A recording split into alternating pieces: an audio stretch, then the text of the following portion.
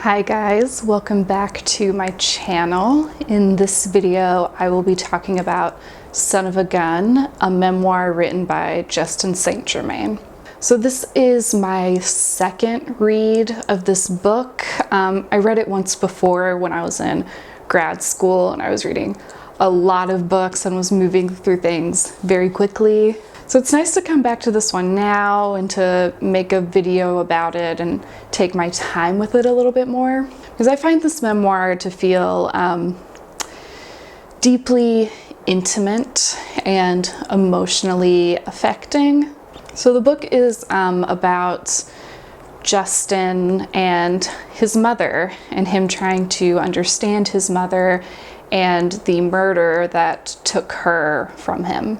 So, right off the bat, this is a unique story to come to a memoir with and a different kind of focus. And the result is a portrayal of his mother, Debbie, that feels very honest and also deeply loving. And the book explores a lot about masculinity and grief and kind of the stories we tell ourselves about our lives. And the story of Justin St. Germain's childhood is also on a kind of interesting, compelling backdrop of the town of Tombstone, and he brings in the story of Wyatt Earp and the OK Corral in connection to his own personal history. The role the Wyatt Earp kind of mythos plays in this book, I think, is really creative and effective.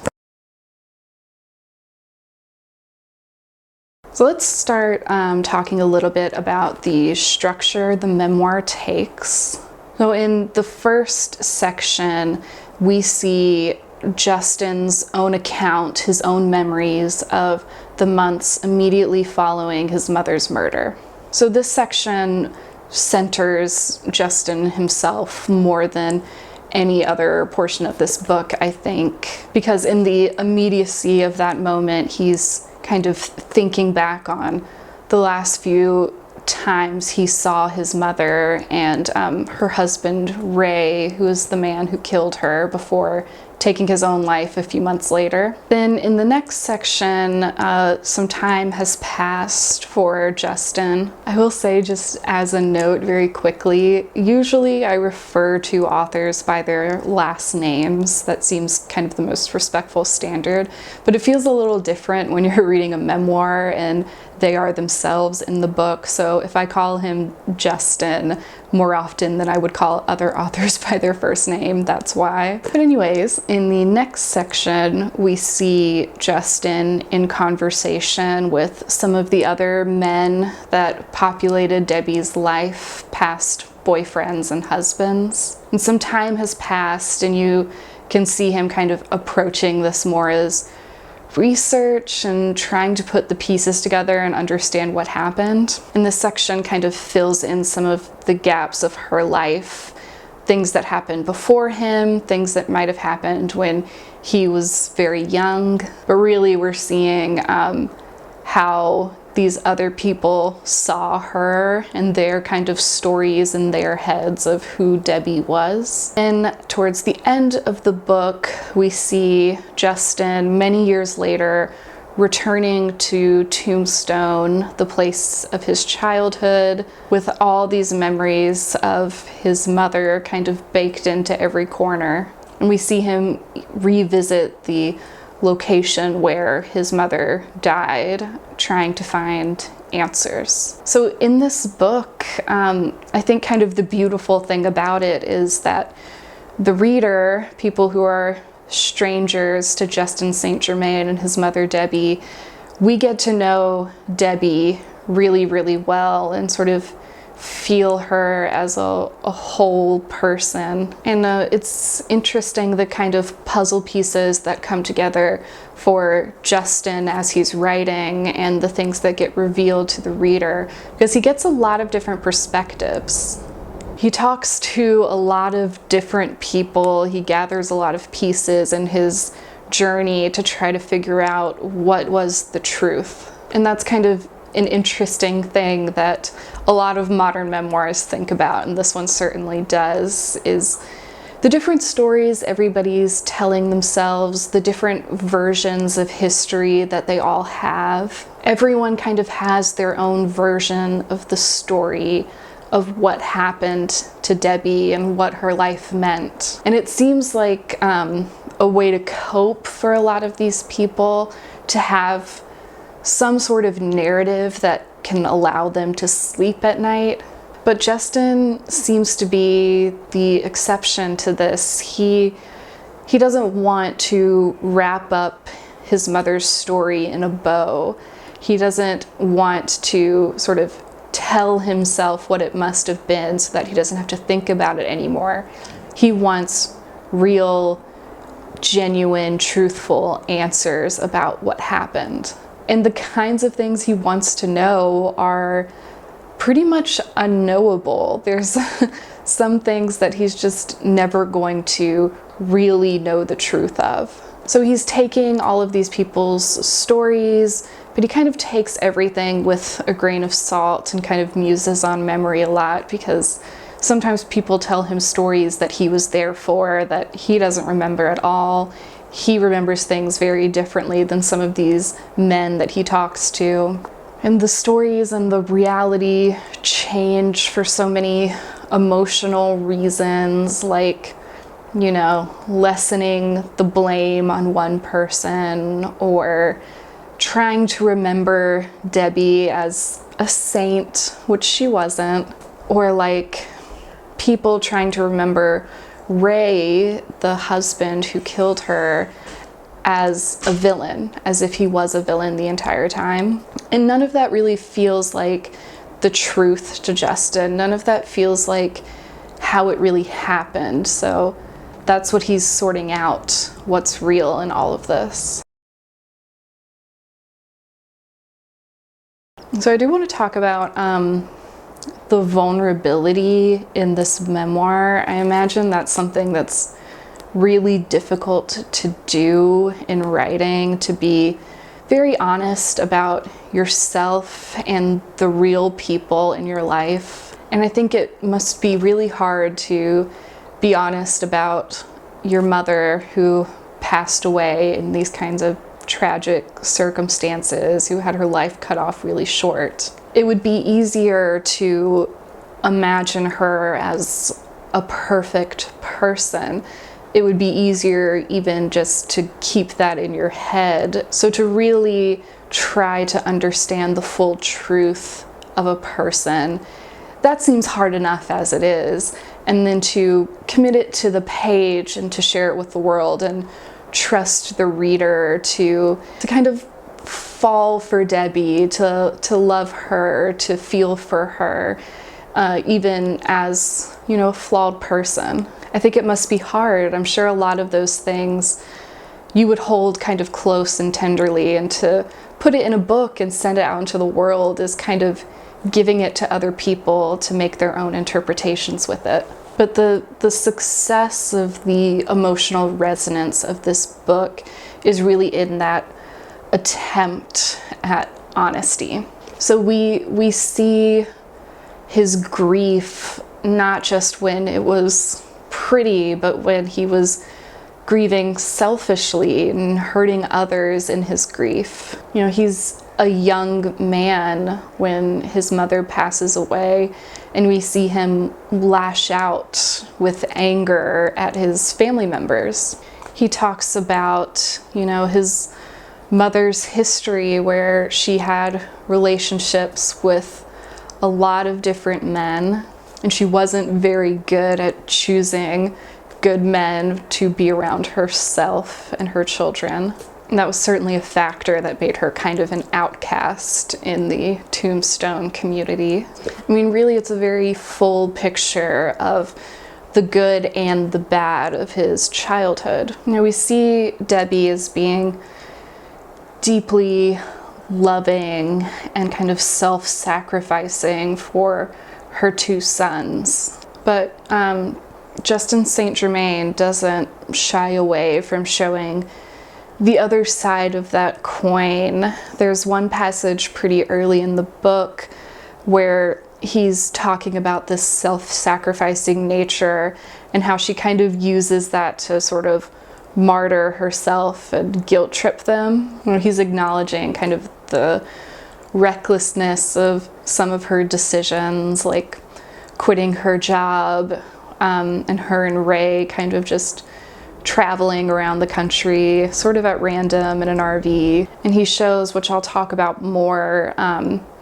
the way she kind of romanticized making decisions like that and kind of put her own story in her head of who she was and why she would do that.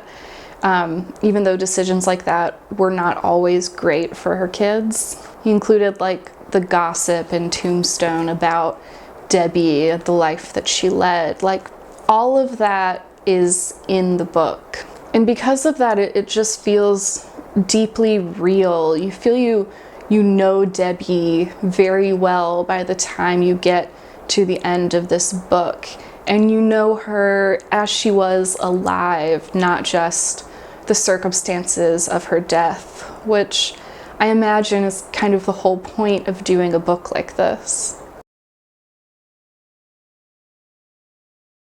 So in reflecting on his childhood, Justin St. Germain has a lot of interesting thoughts and passages about what it was like to grow up in poverty. There was a lot of instability in his childhood. They were always moving. Debbie was, constantly changing careers and the path of her life and kind of bringing her sons along with her. There was a lot of instability in the men in Justin's life when he was growing up.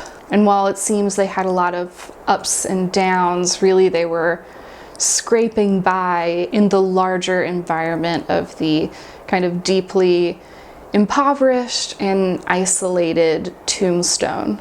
So I see these moments where he has this longing and aching for a more normal life, a more normal childhood. There's this one part where he's in his childhood friend's home who had kind of a more typical nuclear family, stayed in one house their whole life kind of upbringing, and he breaks down and he cries in this house that he wished he lived in. And this feels especially affecting to him as a child when they're in households where there's abuse. There's an interesting passage and a thought that kind of occurs to Justin later when he's older and kind of many years removed from his life in Tombstone, where he kind of fantasizes about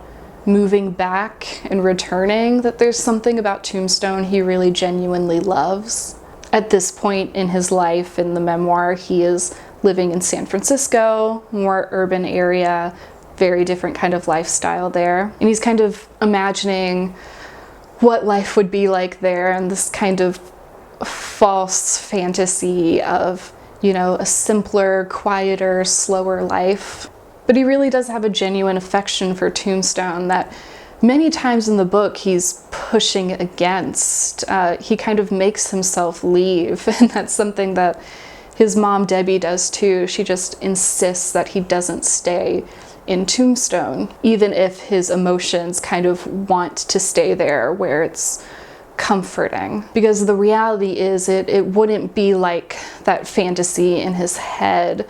Tombstone and the lack of opportunities there, it would kind of swallow someone like Justin up. I think his mom saw that. I think he recognizes that on an intellectual level. And we see examples of people that happens to. Justin has an uncle who follows their family and moves to Tombstone and dies of an overdose. And he sees lots of people like that who just kind of got stuck there. And it's interesting to me that struggle, I think a lot of people who maybe grew up someplace pretty rural, like myself, and never really fit in there, never really felt like that was the place that you were meant to be, and then ended up leaving, moving somewhere else. There is this kind of struggle of having a lot of affection for that place, of the place that held your childhood and has charm and personal history, but kind of still knowing and understanding that it's not the place for you. So something else that I found really interesting in this book is the way Justin thinks about masculinity and sort of his own expression of what it is to be a man, because he's had a lot of different kind of examples, good and bad, in his life. And he puts a lot of thought into the kind of man he could be, the kind of man that he wants to be, especially because he has anger. He has rage. His grief often expresses itself that way. And when he's angry and rageful, he does have that question in his head of, could he be violent too? Could he be violent like the men he witnessed being violent towards his mother? And is that violence inevitable? Is that somehow inherently part of men? You know, something that he really kind of struggles with is that Ray was not one of the husbands or boyfriends that he was particularly worried about. You know, Debbie had been abused physically in the past, but he had never seen that happen with Ray. It felt like it came out of nowhere. So if someone like that, who showed no signs, could do this, why couldn't someone like Justin do this? Could any man be capable of this? Like, these are the kind of big questions he's grappling with. But you really see the way Justin thinks about this, and really thinks about this. He's like going over everything in his mind. He's making the choice to not be that. While he has moments of doubt, I think he's ultimately hopeful about that. He's not immune to sexist thinking. You know, he has those thoughts about his own mother and kind of victim blaming her for everything that happened. And him acknowledging those thoughts and being honest that that has been part of his journey, I think really shows and speaks to how this kind of thing can happen culturally. But you know, when he has those thoughts, he also sort of acknowledges that that's an emotional response, but an unfair one. You know, he's part of this world too. He's existed in this environment that we all have, and his emotions and his anger are not always strictly correct. But he's working to see things clearly and see beyond that emotional feeling. Like, something that comes up when he's talking to some of the other men that were in Debbie's life is this idea that she made the wrong choices in life, and that's why things ended up the way they did. And Justin is indignant at that idea, at the misogyny behind that, the victim blaming there. But he acknowledges that sometimes he feels that way too. Sometimes in his low moments, he's mad at his mom for the choices that she made. Sometimes he's even more angry at her than he is at Ray. And I think being able to acknowledge that response and work past it is a nice kind of honesty in this book that kind of shows him actually doing some real work to unpack that. But you know, it's very interesting, him kind of working through all of that and trying to understand this woman who was so defined by her relationships to men in her life. You know, she was a mother to her sons, she was a sister to her brother, she was a girlfriend and a wife. And those are the stories we have left, are those men and what they remember of her. All of these different people have some sort of claim on her, and Justin himself has a claim on her. So who is she if you take all that away? Who's Debbie on her own? It's an interesting part, you know, Debbie had remarried several times and had a lot of different last names. When she was buried, the name on her gravestone was Saint Germain, the name that she shared with her sons. So that was her ex-husband's last name, not her maiden name. So there's kind of a good feeling side of that for Justin, that she, in death, has the same name as her sons. She belongs to them. But there's also this other side to it that he acknowledges of her having this name that wasn't her own, that belonged to this man, their father. It's interesting, kind of the real Debbie and the story of Debbie and who has, you know, their own bits of ownership over that and the role she had in their lives, and how that kind of plays out when we're thinking about her being a woman and most of these other people involved in this story being men. So another theme that's a really big part of this memoir is the idea of myth making about our lives. You know, reality is almost always different than the stories we tell ourselves. We would rather our lives kind of fit into neat, understandable narratives, which they rarely do. And it's how we conceptualize our own lives and how other people conceptualize our roles in their stories. And I think it's this aspect that a lot of the connection to Wyatt Earp and the history of the fight at the OK Corral comes in. You know, we have this Western hero, Wyatt Earp, who was a real man with a real life, but so much of it has just become myth and legend and just a story. But after the events of the OK Corral and the shootout, Wyatt Earp had to go on living his life, and he lived a very difficult life after that, a very sad life. Certainly not the life of, you know, a Western hero as you would imagine.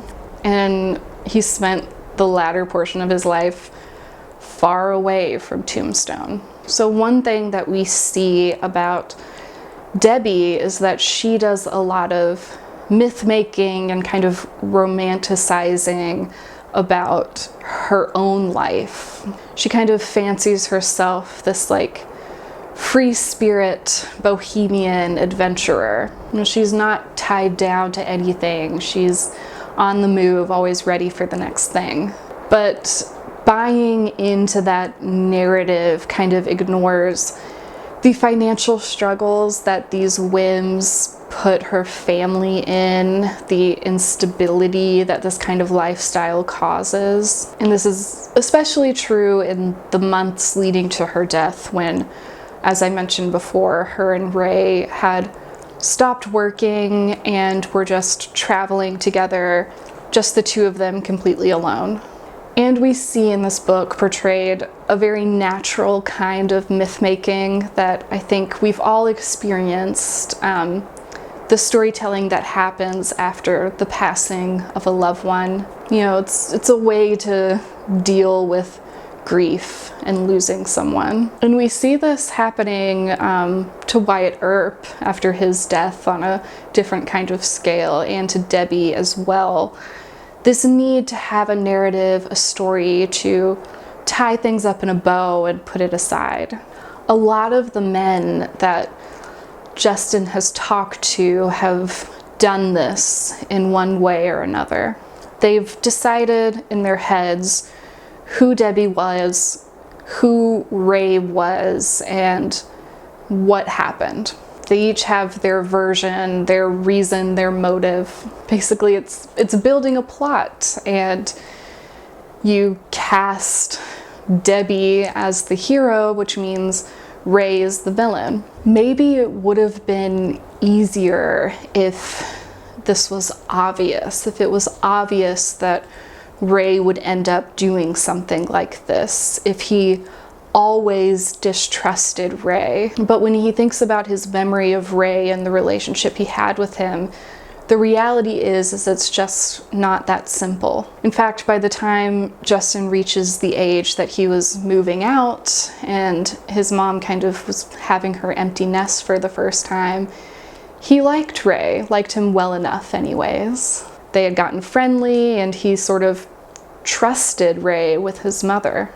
You know, everybody in this story, they're either trying to simplify it, you know, it happened for this reason, and I always knew that Ray couldn't be trusted. I always thought he was a little off, you know, creating that straight line. And then some people kind of fall into conspiracy theory and thinking that there must be some really complicated out there reason that this happened. But the reality is that it's both more complicated and less complicated, because this happens all the time. And that's sort of a lot to wrap your head around as someone who loved this victim and doesn't want to just find a version that he's comfortable with, but wants the truth.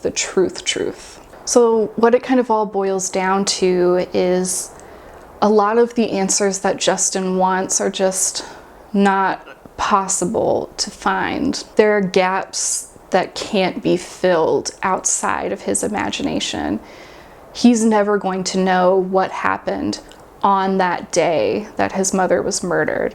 He's never going to know exactly what the, you know, igniting fuse was of that situation. He's never going to know what made Ray capable of doing that, of taking Debbie from him. And that's the reality. You know, he gathers so much information and learns and tries to understand it. But there are things about his mother's murder and her last moments that he'll never know.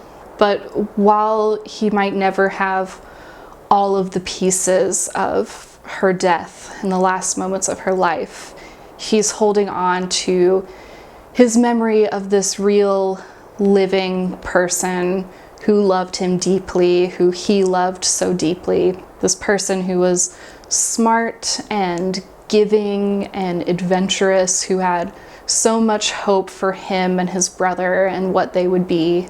The book just drips of those emotions. It's really such a beautiful, moving tribute to her.